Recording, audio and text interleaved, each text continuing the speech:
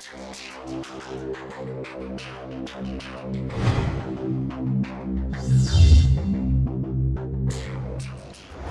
guys, so in this video we're going to be going through the base coat colour and the clear on this BMW M3.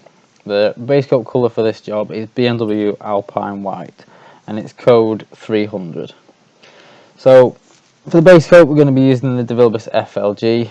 I've already got the base coat mixed here, as you can see. This is a solvent base coat, so it's 50-50 with thinners and base coat, and obviously going through a fine strainer to make sure the paint's as nice as clean as we can get it before we start the job.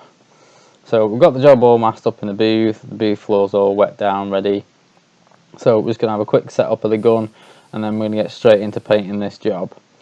Roughly with the FLG I find that you're running probably about 20 to 25 psi. Fluid turns, you know, you've just got to gauge what feels right to you when you're doing the job. This is just a straight white, so it's not too bad. You know, they're not too much of a bad colour really, and this Alpine White on this particular scheme is really close. Well, I say close match, it's a brilliant match actually. This bumper edge here will not stand out to this wing once it's done. So I'm just starting off, same as all the jobs that I do, I start off with a light coat of base, just to make sure that, you know, if there's any silicone or anything like that that might play a bit of havoc with the base coat when it's first going down, that we're not going to end up with any problems.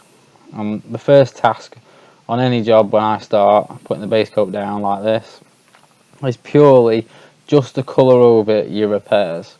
So it's had this door repaired at the bottom there, and it had a little ding on the swage line of the door. So we're just going to go across them first and give them the first coat.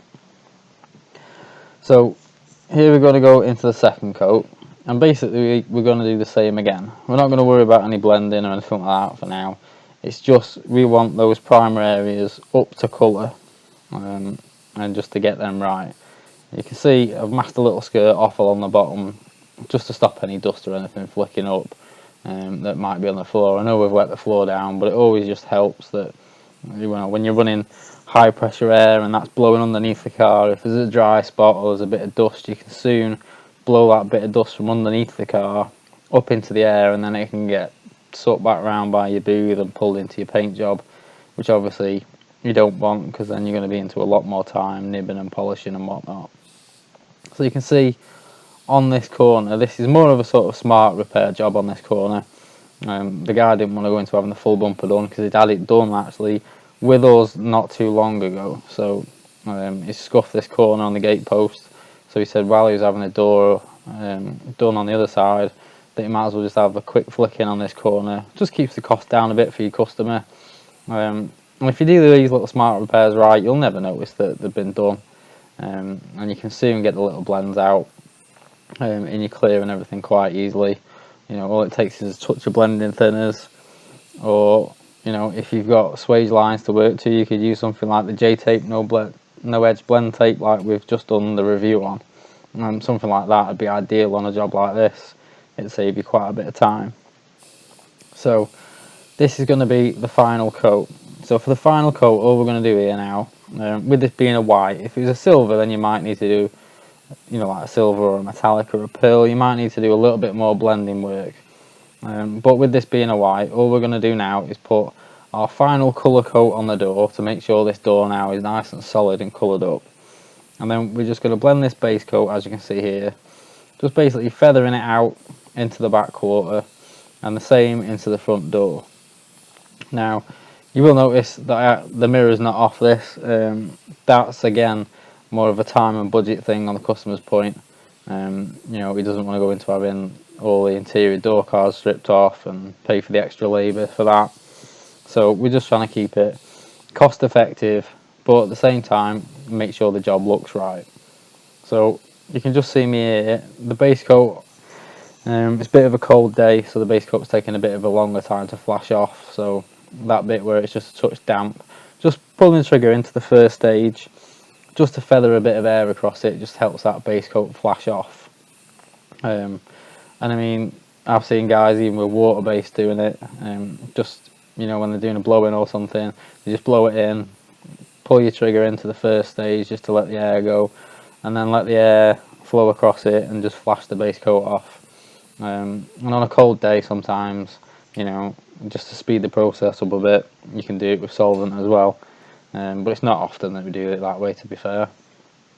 So as you can see there, I'm all happy now that that's all base coated and blended up nicely. So now we're going to swap over to the IWATA W400, and we're going to put the clear through this. We're going for the MaxMeyer O200 for this, and this is a 2-to-1 ratio, so that means 2 parts clear to 1 part hardener. Now we're using the 8000 fast hardener with this because, as I said, it's quite a cold day, so you know it decreases the chance of you getting runs and sagging and stuff like that. And it also means you can, you know, on a cold day you can get it on a bit wetter and a bit glassier, so it comes out a bit nicer. And we're just going to add 10% of fast thinners to this, and then we're going to give it a real good stir up, make sure that all them chemicals and all that paint, thinners, hardener, etc. is fully mixed together before we put it through the spray gun.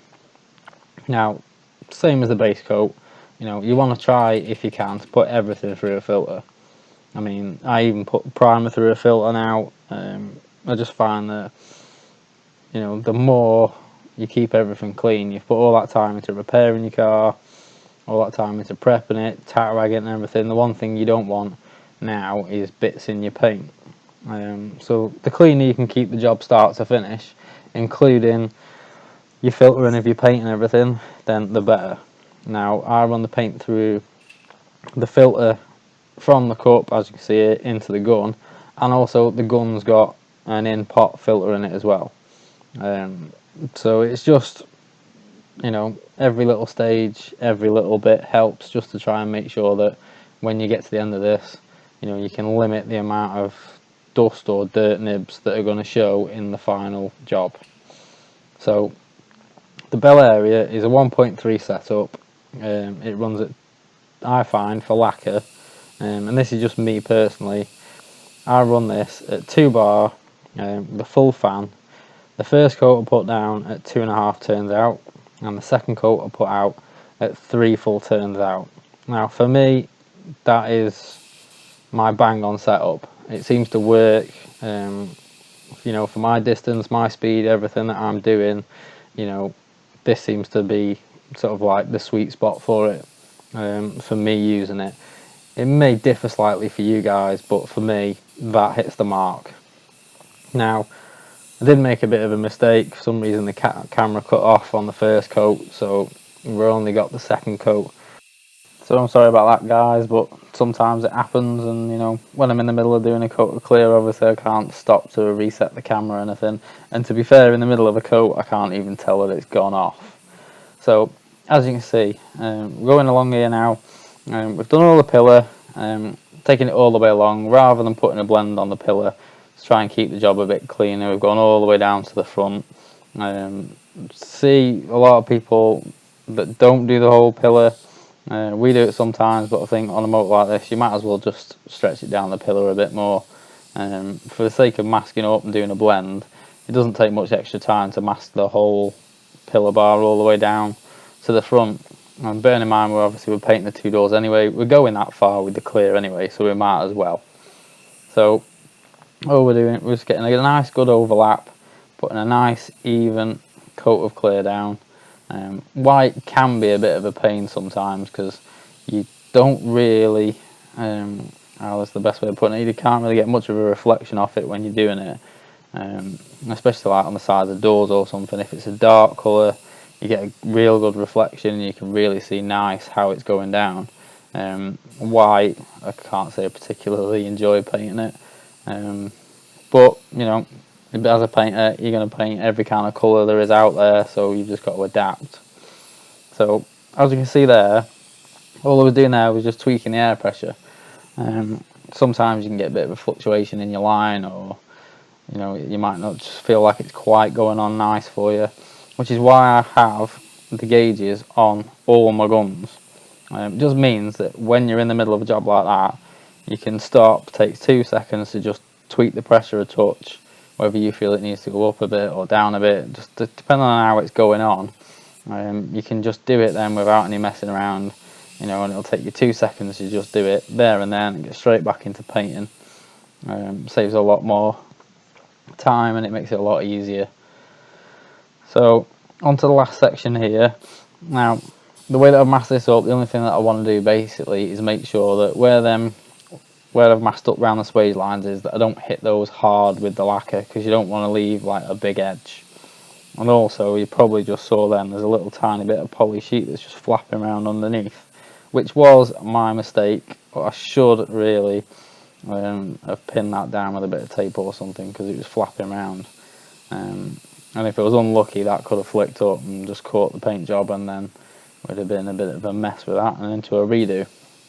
So that's going to be about it for this video, guys. I'm going to finish up in a minute, and as always, I've left the end pictures at the end for you so you can see the job when it was finished up and once it had a bit of heat on it, so everything's flowed out a bit, and give you guys a bit of an idea of what it looked like before it went out. I've got the shots in the booth. I haven't got the shots when it was rebuilt because I didn't manage to catch them because I was busy painting when the car went out. So if you liked it, guys, give us a thumbs up. Don't forget to subscribe. We've got plenty of new videos in the pipeline at the moment, so stay tuned, keep watching, and thanks very much.